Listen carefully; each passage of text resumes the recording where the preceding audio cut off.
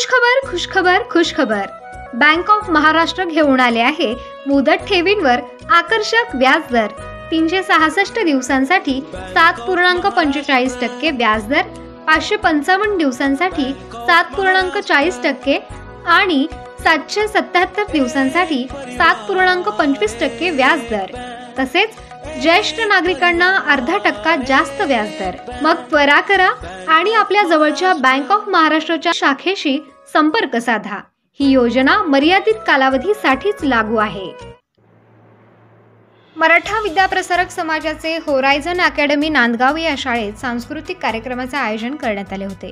या कार्यक्रमाच्या अध्यक्षस्थानी समाजसेविका अंजुम कांदे होत्या। तसेच कार्यक्रमाचे आयोजक इंजिनियर अमित बोरसे व होरायझन अकॅडमीच्या प्राचार्या पूनम मेढे ह्या होत्या।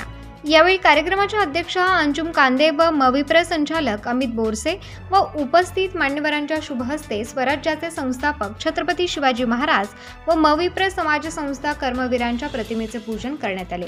यावेळी मविप्र नांदगाव तालुका संचालक यांनी आपल्या भाषणात मराठा विद्याप्रसारक समाज संस्थेच्या कार्याबद्दल माहिती दिली।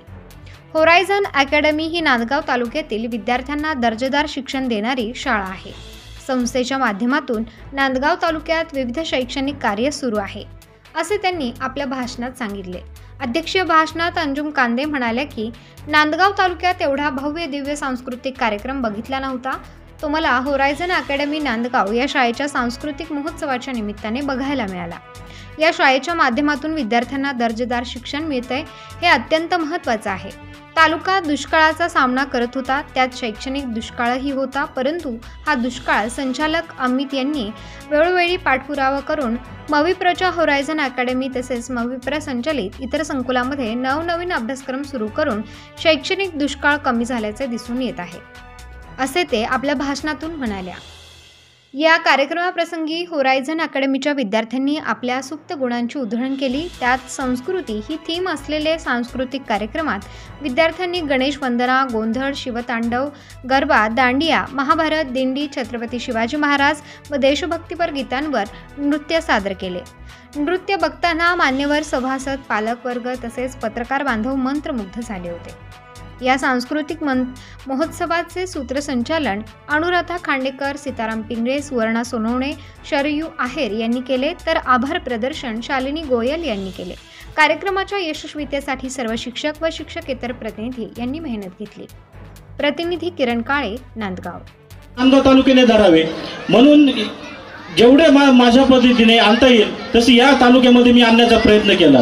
होरायझनच्या बाबतीत ताई सांगायचं झालं की आमचं हे पहिलंच वर्ष आणि कार्यकारिणीच्या मीटिंगमध्ये मी ज्या वेळेस ठराव मांडला की नांदगाव तालुक्यामध्ये होरायझन स्कूल ही चालू झाली पाहिजे, परंतु थोडं साशंकतेने माझ्याकडे सर्व कार्यकारी मंडळ पाहत होतं की नांदगाव सारख्या ठिकाणी होरायझन अकॅडमी हा जो की या संस्थेचा ब्रँड आहे, या नाशिक जिल्ह्यामध्ये 15 ते 16 आपले होरायझन स्कूल आहेत आणि नांदगाव सारख्या ठिकाणी होरायझन चालेल की नाही।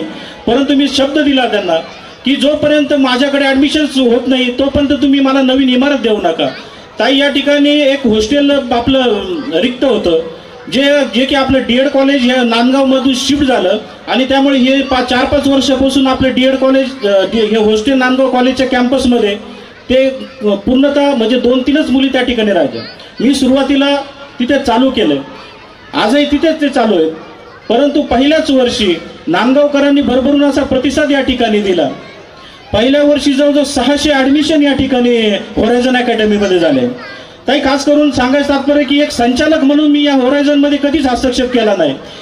माझं एकही शिफारसचं पत्र एकाही शिक्षकाला मी कधी दिलेलं नाही।